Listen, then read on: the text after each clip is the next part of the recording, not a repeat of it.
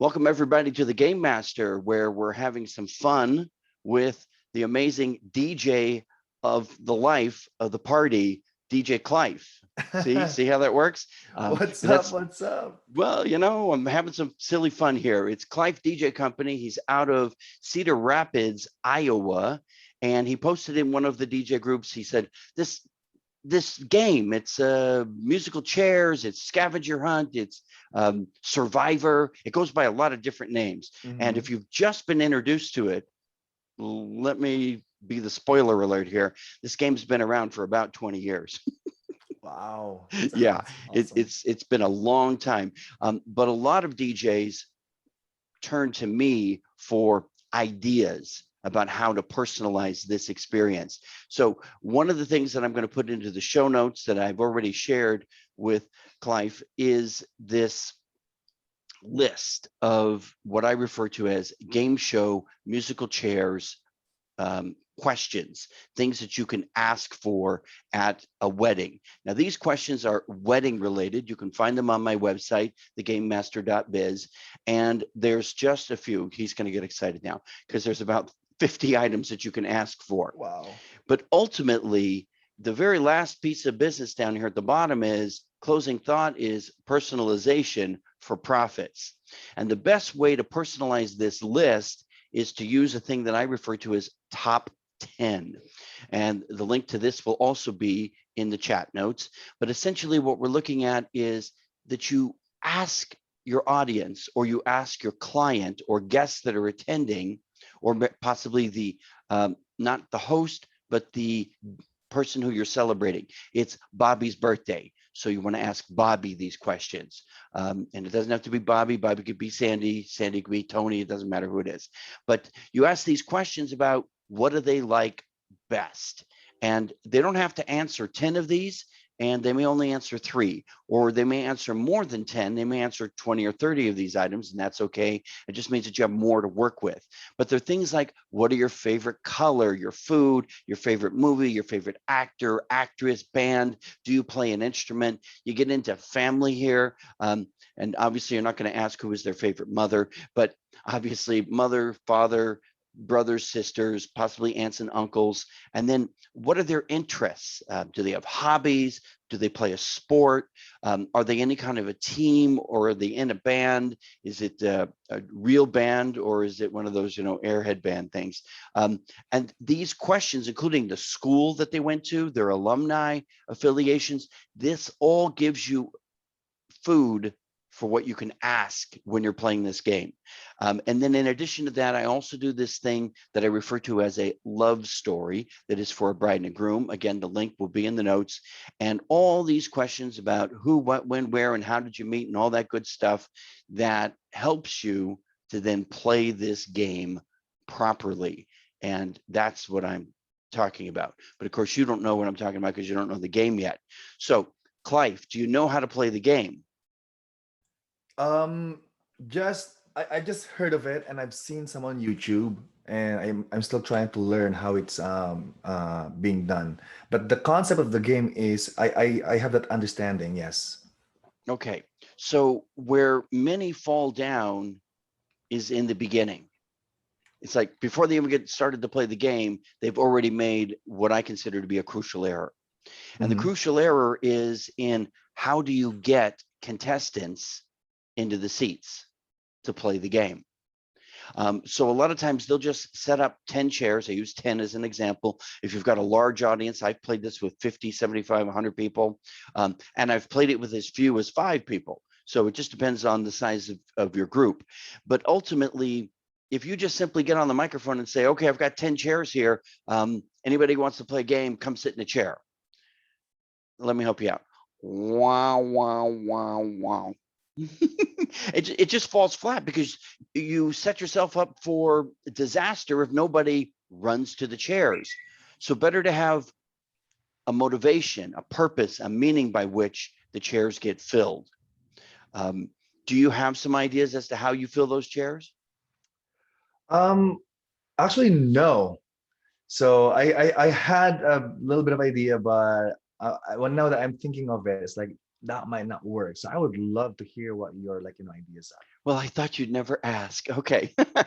And by the way, when you see the videos on YouTube, they rarely start at the beginning when they're trying to put people in the chairs. They just, the game is rolling and then that's all you see. And that is the Exactly. excitement of the game, but you can actually have a buildup. So let's now, I'm not getting into this whole COVID thing about what you're allowed to touch and not allowed to touch. So this might be considered old school, but at some point we're pretty much done with our masks and we're back to the party. Mhm. So whether it's a spoon, not a fork, or a napkin, or maybe a car keys or something, but you're going to request that one person at each table stand with this one item. And it's not different. It's you tell them what it is. So if it's a napkin, one person at every table stand up with a napkin.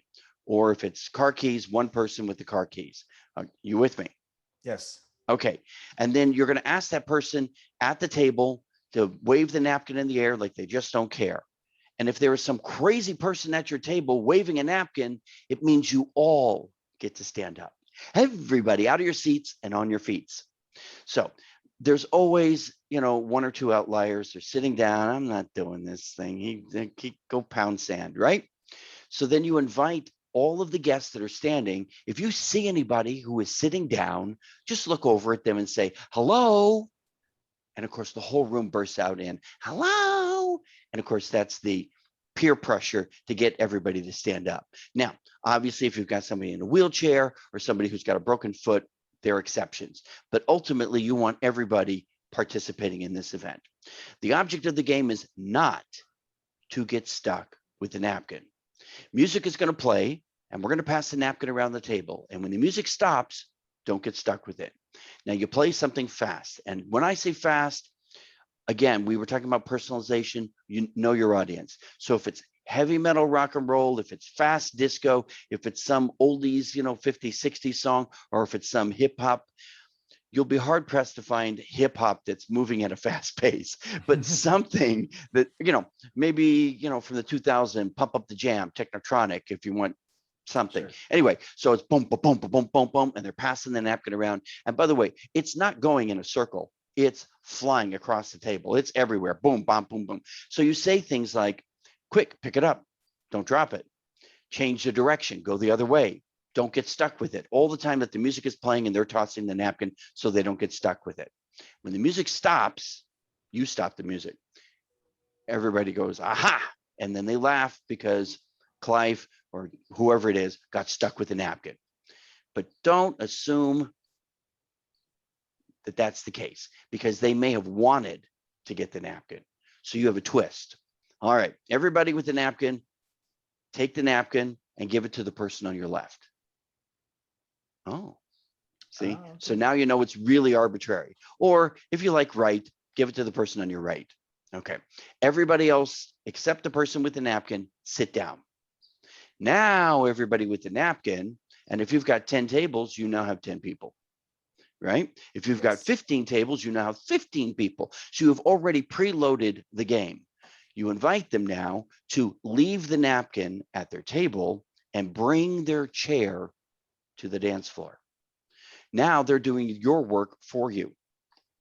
Whoa, what a concept. You don't have to Okay. put the chairs out. They're going to bring their own chairs. If they're ladies and you see them like tugging these heavy chairs, then you can say, gentlemen, help the ladies with their chairs. Okay.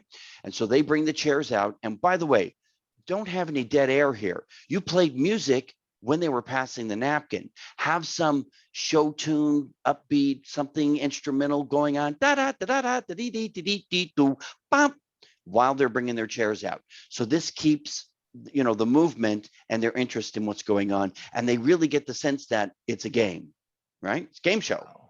Wow. And I refer to it not as scavenger hunt. I do call it game show musical chairs.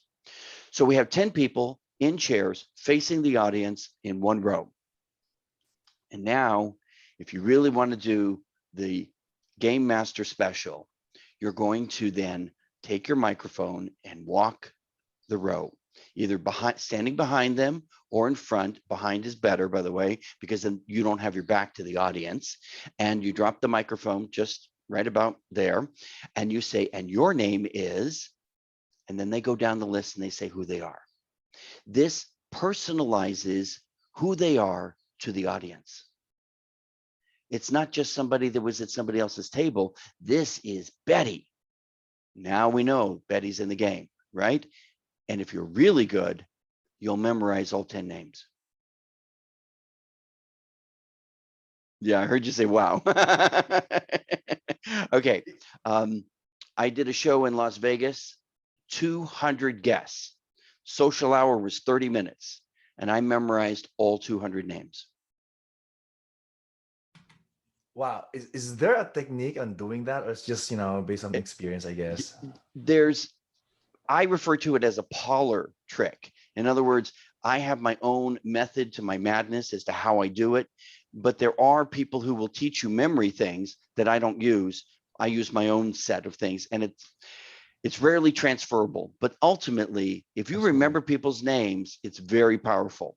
Now, the moment that I walk out the door and the wedding's over, I don't know anybody's name. It's gone. But in that moment, I'll know them, and I'll memorize wedding party names. I'll memorize bride and groom, obviously, so I don't say bride and groom. I say what their names are. And we'll get into that Filipino introduction wedding sometime. So we've got people sitting in chairs, and we've now announced their names, so everybody knows who's playing the game. So we're going on a little scavenger hunt. Each of us is going to be looking for the same thing at the same time. The thing that you're looking for may not be yours. So if I ask for a blue shirt, Clife, you have a blue shirt, but that shirt's not going to do. You'll need to get a blue shirt from somebody else in the audience. Audience, will you help all of these people make their way to the winner's circle? Yeah. Okay. So now you've got confirmation that everybody's in. And by the way, I say shirt. I'm not typically asking people to take off their shirts unless it's a beach party. But if I ask for car keys, if I ask for a pair of glasses, that kind of stuff, I want to make sure that they can't just sit there because they've already got a pair of glasses. They need to go out and get something from the audience. Okay, so the first time that they go out to get something, you again have some music playing. All right, it's motivating the audience, it's motivating them, and the thing that you're looking for is, and then you say whatever it is that they're looking for. In my list, there are very, very specific things that I ask for in a particular way. You can go in any order you want, but typically there are a couple of very key things that I want to ask for in the second or third position and in the second to last and then the last item. Everything else in the middle doesn't matter as much. But in this first, as you're getting started, it matters. And later on at the end, it matters. And you'll see what I'm talking about as we go through this. So the first thing that I'm going to ask for is, let's say, for example, a coin. Any kind of a coin, it doesn't matter. It can be a Canadian coin. It can be an American coin. I don't care. It's a coin. It could be your coin for when you stopped drinking or something. If you know your audience, then you can say something like that. Like, for example, if it's a non-drinking event, alcohol drinking. Okay, so they run out, they find a coin, and then they come back and they sit in their chair. And they need to know that they don't have to sit in the chair that they came with. They can sit in any chair. Okay, so it doesn't matter what chair they're in. Now you explain, from this moment on, the chairs are going to start disappearing. You have to return each item before you get the next item. And when you come back with the next item, there will be one less chair or two less chairs, depending on the size of the group, how fast or long you want the game to play. Okay. It's really important that they return each item, because if you ask for somebody's credit card, you want to make sure they get it back. And if you see somebody like they've got a stack of stuff underneath their chair that is the stuff that they've collected from this scavenger hunt, nobody's getting their stuff back. You want to make sure they get their stuff back. So you can even call them out on it. So if they're still wearing the hat that you asked them to get and they have the next item in their hand, it's like, no, you got to return the hat. And then all of a sudden they're going to lose their chair because they were running back to take the hat back. Okay, right. Okay, all kinds of little intricacies, and you'll walk them through this a little bit of information at a time. Don't dump this all on them at once. Have them go find something, come back, then tell them that the chairs are going to disappear. Have them go find something, come back, and then let them know that the chairs, that they have to return each item. And again, build on this idea. Okay, now we're going to have some fun. All of these things that I'm going to suggest are, some of them are off color. Know your client, know your audience, and build rapport before you ask for something that you think might be construed as inappropriate. But a man's belt is a very funny thing to ask for, because he's got to take it off, he's got to whip it out, he's got to hand it over, and then they run back and they're doing this whole thing with the belt. And of course, I make a comment when they're all back. You know, I was really impressed with this young lady here. She not only found a man's belt, but she's been sitting here going, whoops, which, you know, suggests a little S&M thing going on there. Again, you got to know your audience.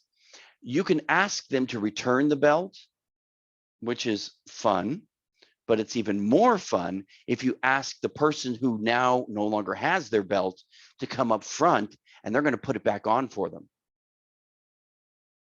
Okay, so now they're doing this whole thing and they're wrapping their arms around them to try and get the belt back on. Again, silly stuff. But again, it engages not just that somebody had to give them something, but now this person has to come over and play the game with them as well. And all the while, as they're doing all this stuff, chairs are disappearing. Let's talk about those chairs disappearing for a moment. A lot of people play this game where you have 10 chairs, then you have 9, which means you have 9 players. Then you have 8, and that means you have 8 players. So as you can see, the number of people that are playing gets smaller and smaller. Well, what does that do to people's interest?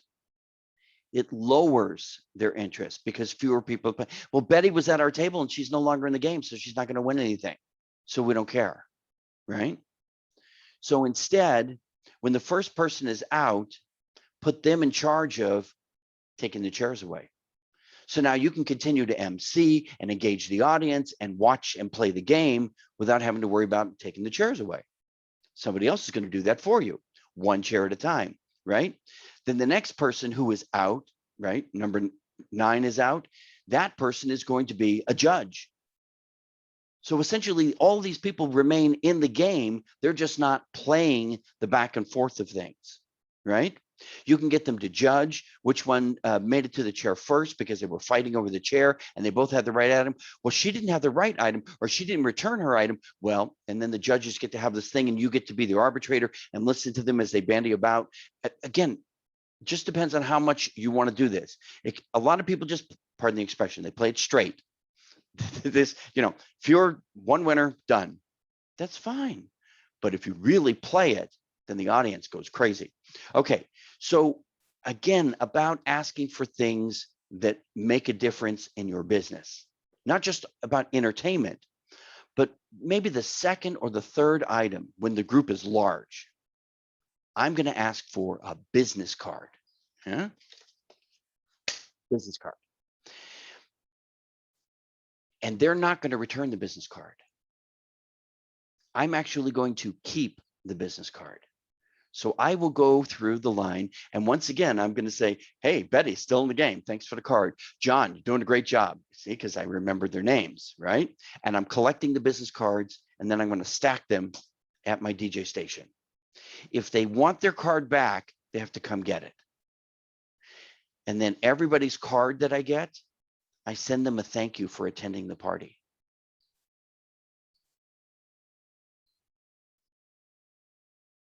Go ahead, I'll wait for you. Sorry, I was trying to unmute my mic, but wow, that is just mind blowing. I love it. I am actually writing all these tips here so I don't forget them. But Okay. that tip right there is basically the icing on the cake. Basically, that's so genius.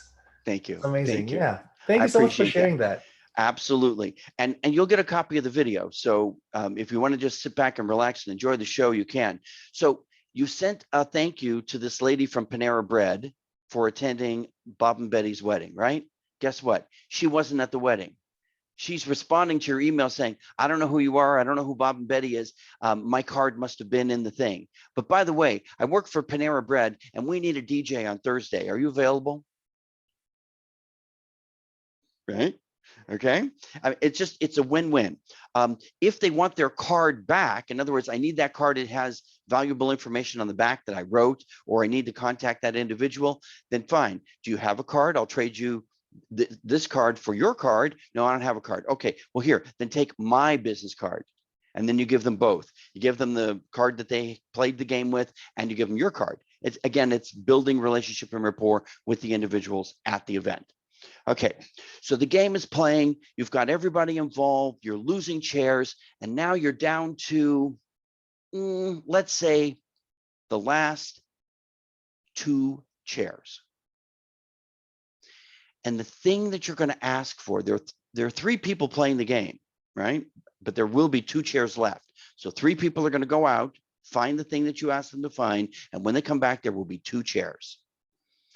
And you explain, because you're a great MC, the thing that I am looking for, there were only 2 in the room.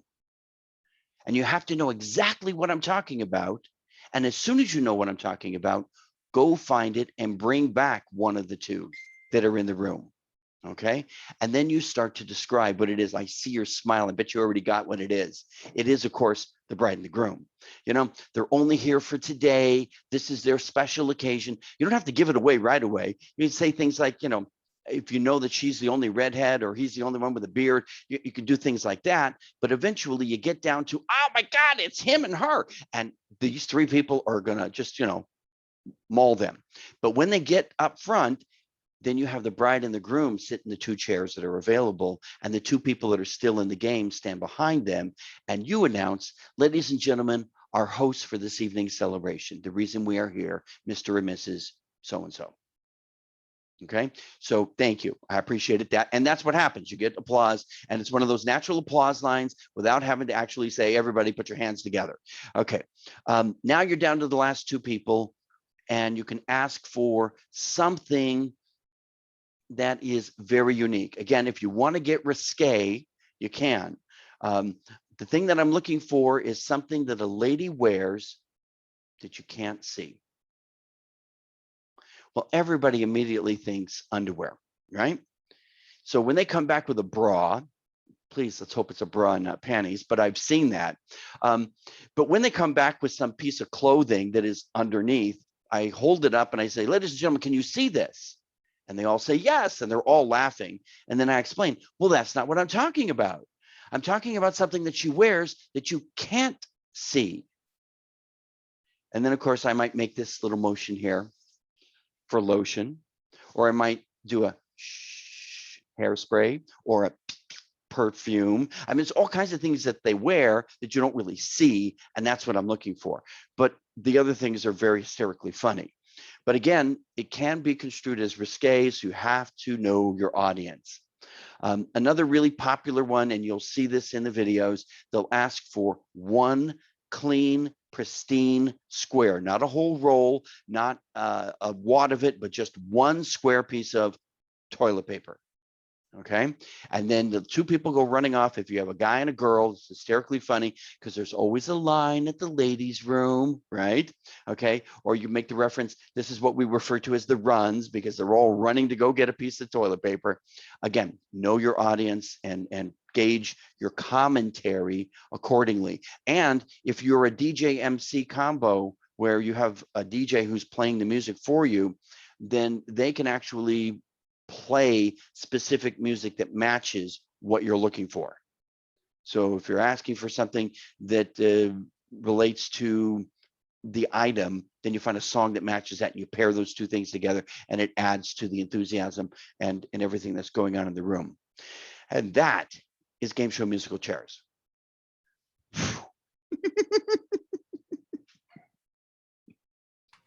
That is awesome. Thank you so much, Scott. That's a lot to take in, and I definitely need to go back and watch the video again and start, typing in some of the tips that I learned today. But you make it sound so easy. I'm gonna have to absolutely script it out at first, and then basically run it, right over my head, practice it in the basement and whatever. And, The and key word was practice, Clive.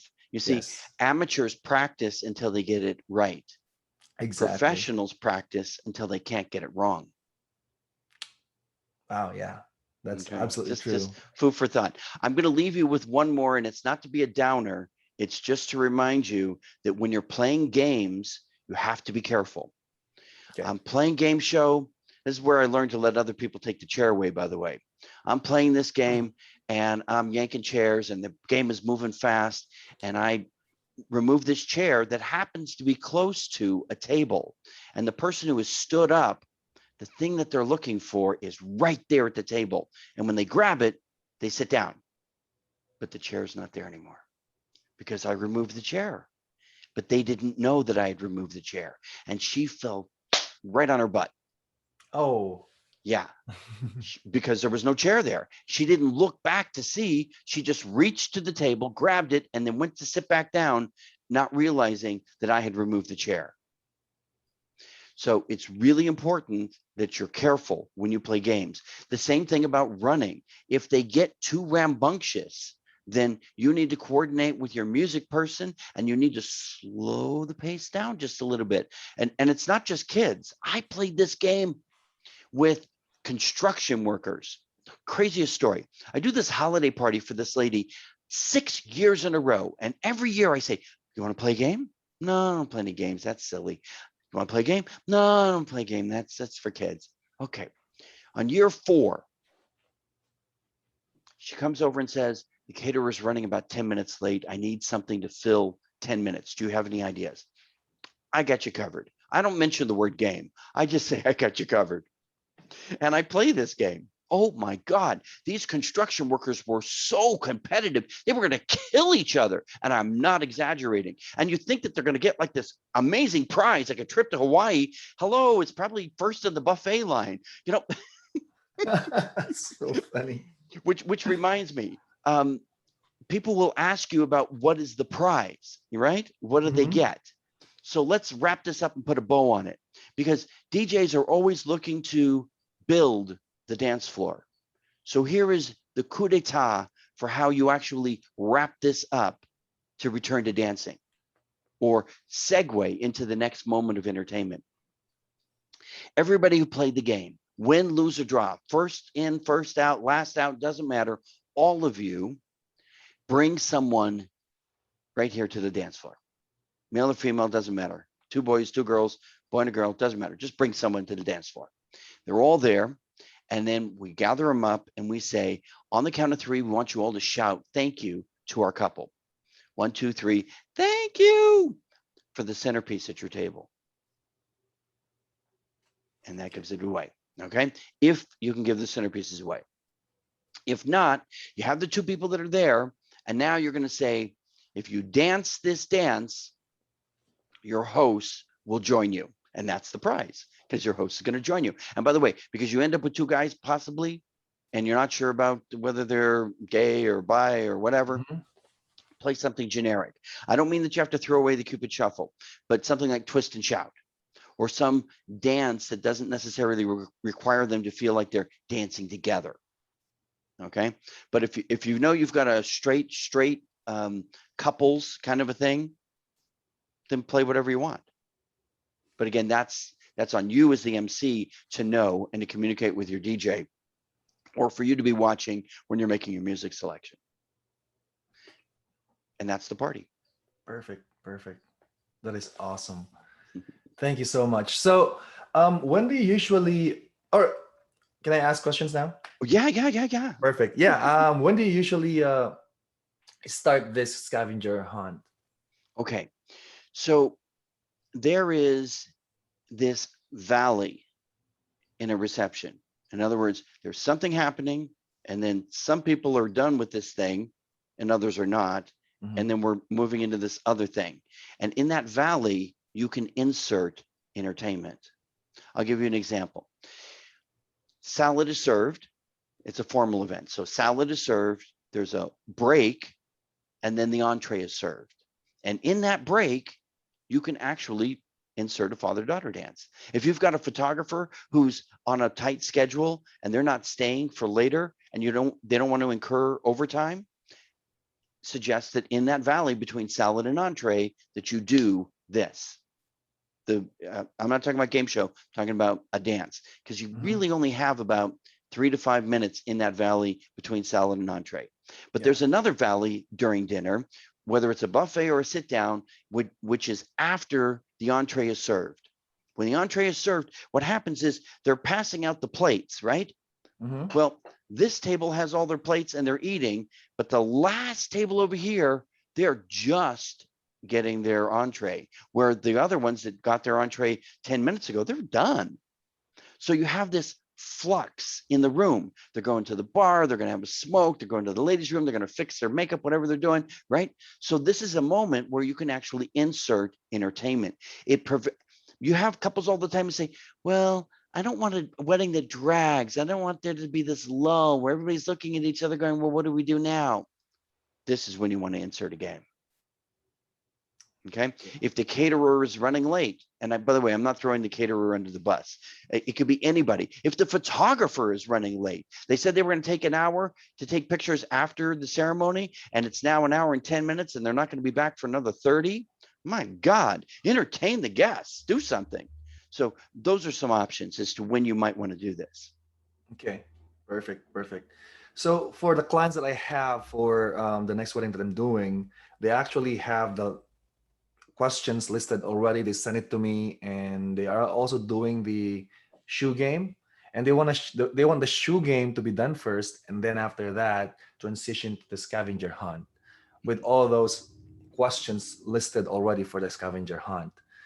So if it was you, would you go back to them and say, would you rather be think of of more fun ways, fun questions or fun items to to ask, or would you like to stick to these questions? I think because the reason why they gave me a list is because I told them that I've never done it before. I'm gonna do a research on it, and I will I will definitely do it for your wedding. That's what I told them.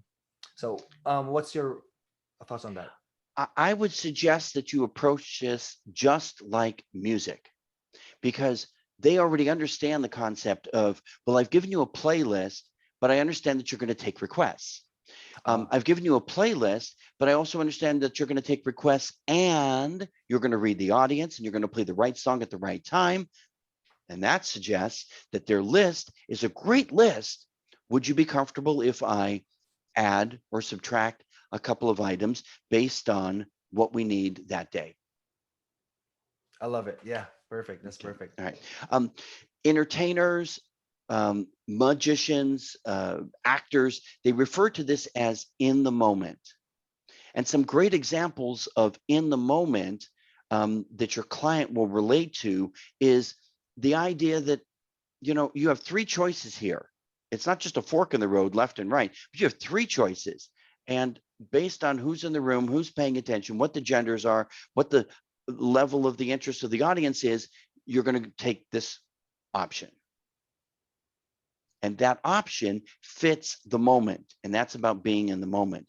And a good entertainer will make those choices. Now, if you always play the game the same way, which most DJs do, then there are no choices. Okay. And when they play the game, it looks the same as what they did last weekend, or it looks the same as what they're going to do next weekend. And there's nothing different. There's no difference in their dialogue. There's no difference in how they interact with the audience. It's always the same. And for that, they could hire any DJ. That's so true. Yeah. So let's talk about that shoe game, which is not what you asked me about, but just real briefly. The problem with the shoe game is it is ubiquitous. It is everywhere. Everybody does it.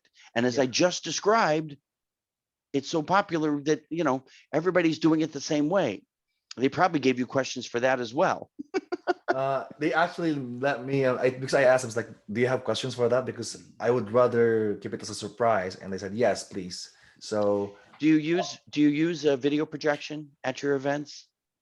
Yes, I do. Not a monogram, but video. Yes, actually, I have a TV booth, so I just I put okay. I put their photos so there. I have, again, a game is the same, even if you call it by a different name. Okay. So you call it the shoe game. First thing I want to do is change the name. I refer to it as who said, what is it? Who do after I do. That's what I call it. Who do after I do. After I do. And I actually have a visual representation. I put their picture in it. It's just a PowerPoint slideshow, but essentially the questions are on the screen so that the audience can see them. It adds this extra element to the experience. And because the couple's picture, you know, I just do a quick snap and then boom, I add it to all the slides. Just copy paste. And then it's personalized. And their names are on it with their wedding date and all that stuff. So again, but I use a big screen. Mine's like 9x13. Oh, gotcha. Yeah. And we do a lot of stuff with the screen, but that's a conversation for another day. Sure. But anything that you can do about the shoe game to make it different, like please don't use shoes. If they have sports teams that they're into, if they have a favorite color, a flag, a state, again, there's a whole myriad of things. You can do teddy bears, champagne bottles. She does champagne, he does wine, or beer, or, you know, all kinds of stuff like that. Just not shoes. They're stinky. And they're not attractive. We're using custom flags actually. Perfect. Yeah. Perfect. So one of my DJs built them and printed them, and they're huge, but they're fun. So that's what we use. You misunderstand. I love flags. Flags are very cool. So use flags. Absolutely. Do you do the points, or is it just for the fun? It's just for the fun. But tell me about the points. I'm not really sure about that. It's not important. There is no point to the points, but I know some people who do that. So I was just curious as to how you were going to play. My suggestion also is that you arrange the questions so that they vary between sentimental and laugh lines. And that when you get to the very end, that it ends on a romantic, touching, oh, kind of a thing, as opposed to a, that was nice. Okay. Always think in terms of building. And if you can, try to see if there's some correlation between how the audience is responding to the questions, and then maybe get them involved. So for example, it's so typical for the couple to answer the question, right? And then they raise their thing. But you could bring the mother over or the father over and engage them in this process. I'll give you an example. I got a couple who saw me do this really wild, risque garter toss. You know, take the garter off, the whole thing. It was risque. I'm not even going to tell you what it was, except to say that it was way over the top. A couple that saw me at that wedding hired me for their wedding, but they were Chinese, very shy, very demure, very, you know. So when we started talking about that moment in their wedding, they remembered what they saw me do, and they said, oh, no, you can't do that at our wedding. I said, okay, let's do something different, because that's what I'm always looking for, something different. Okay. So she said, well, we were just going to skip it all together. And I said, well, you can skip it, but I'll give you this idea. And if you like it, then we'll do this instead. So it happens. I've got some soft music playing in the background. It's something very romantic. It's instrumental. And I explain that he's going to take the garter off her leg. She sits in the chair. He gets down on one knee. He is already ready to go. And then he gets tapped on the shoulder by her mother. And her mother does this. And she hands him a garter. And that's the one he tosses. It's just subtle. It's just, again, and it matched their personality. So as you go through games, whether it's game show musical chairs, whether it's the shoe game or who do after I do, whatever you want to call it, each of the moments, you can put your personal stamp of your style and the couple's preferences. And that's what makes it special. Okay. I love it. All right. By the power invested in me as a professional entertainer, I now pronounce you a party animal. You may take on the world. Thank you so much, Scott. I appreciate your time. Oh my gosh, there's a lot to learn here, and definitely we'll be watching the video back again once you send it over. Thank you so much.